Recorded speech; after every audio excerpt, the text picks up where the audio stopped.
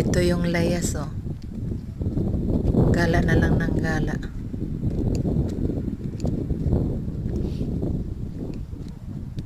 Kahit tumutulo na yung sipon niya, sige pa rin. Lamig-lamig na nga ng panahon. Basta lang marating niya yung Belvedere. Sabagay, maganda nga rin naman. O, diba? Sana all.